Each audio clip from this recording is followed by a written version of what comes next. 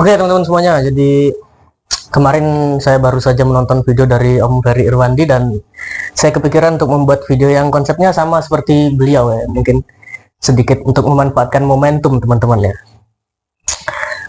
Oke, enaknya bahas apa ya? Kemarin Om Ferry itu membahas tentang bonus demografi teman-teman. Nah, karena ini channelnya tentang belajar komputer ya, jadi mungkin yang saya akan bahas adalah bonus peningkatan kinerja dari komputer itu sendiri mungkin ya. Oke, langsung aja kita masuk ke pembahasannya. Oke teman-teman semuanya, peningkatan kinerja pada komputer itu sebenarnya bisa dilakukan dengan banyak hal ya teman-teman. Banyak tindakan yang bisa kita lakukan, bisa dari software, bisa dari hardware, termasuk brandware-nya juga. Nah, yang sebenarnya jarang disoroti oleh orang-orang adalah brandware-nya itu sendiri teman-teman. Jadi yang saya maksud itu adalah begini teman-teman ya. Kita mungkin tahu kayak mengupgrade kayak menukar komponen dari RAM jadul ke RAM yang versi terbaru, kemudian menginstal atau mengupdate versi terbaru dari OS ataupun aplikasi-aplikasi segala macamnya lah ya, itu software. Nah, kalau brandware-nya itu gimana? Nah, brandware-nya ini teman-teman, itu ibaratnya kayak begini deh, ibaratnya seorang supir yang paham mengenai segala macam yang ada pada kendaraannya. Jadi yang saya maksud itu begini ya, contoh kita ambil paling gampang adalah overclocking. Nah, overclocking ini adalah salah satu tindakan peningkatan kinerja komputer teman-teman, selain dari mengupgrade komponen tentunya ya. Dah, overclocking ini itu banyak dimana bisa dilakukan terhadap prosesor atau central processing unit atau CPU.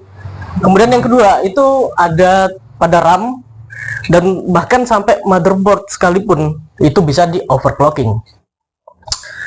Overclocking pada motherboard itu biasanya berkaitan dengan base clock ya teman-teman, atau clock dasar.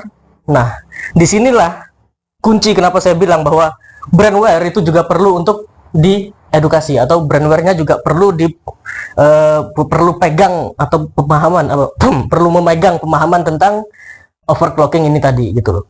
Kenapa? Karena kalau misal yang motherboard tadi ya contohnya, kalau misal kan kita bicara tentang base clock ya teman-teman, atau clock dasar.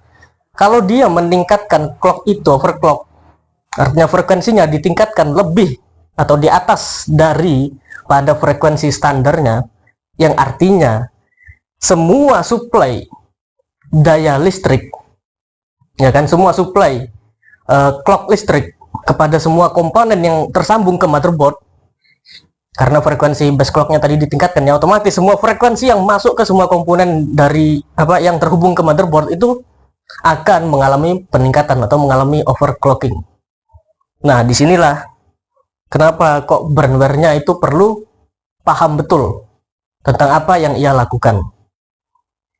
Nah, jadi bukan cuma tentang kita tahu, oh hardware-nya begini, oh software-nya begini, oh bisa kita overclock pakai BIOS, oh bisa kita overclock pakai aplikasi-aplikasi yang lain. Nah, tidak hanya sekedar itu teman-teman, diperlukan kesadaran kita bahwa kayak contoh, ketika kita overclocking, berapa lama kira-kira nih kita pakai? 30 menit misalkan. Oke, udah cukup nih 30 menit. Kalau misal, aduh aku masih kurang nih, masih perlu kayaknya 1 jam deh. Bisa, tapi mungkin overclocknya nggak sampai setinggi itu gitu kan. Nah, jadi pemahaman inilah teman-teman, dimana kalau sampai kita itu tidak paham dengan ini, maka yang terjadi adalah ya bisa saja benar-benar ke overclock gitu loh. Jadi benar-benar di atas guys, benar-benar over, benar-benar berlebihan gitu. Dan yang terjadi kalau berlebihan sangat-sangat berbahaya, dapat merusak komponen. Apalagi frekuensi itu berkaitannya dengan listrik. Bisa kita bayangkan bahwa frekuensi pada lampu aja deh kita bandingkan ya, 50 lampu rumah rakyat sipil seperti kita ya. Itu 50-60 Hz teman-teman. Oke, 50-60 Hz. Catat. Bayangkan kalau prosesor guys. Prosesor zaman sekarang kayaknya udah 3,6 GHz ya standar.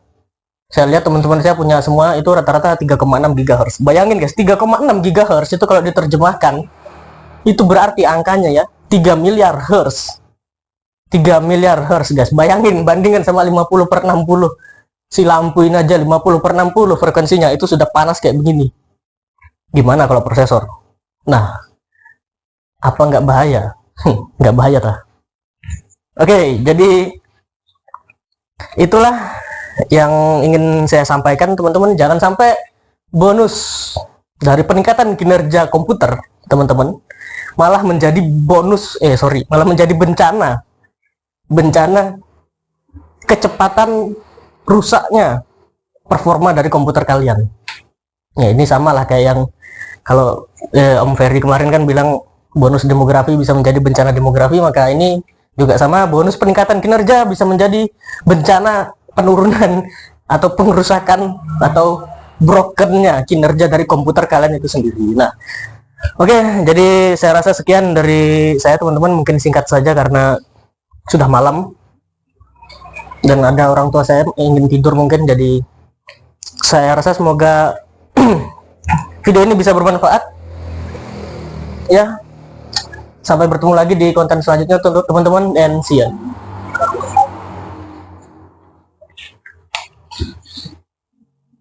Oh, lumayan.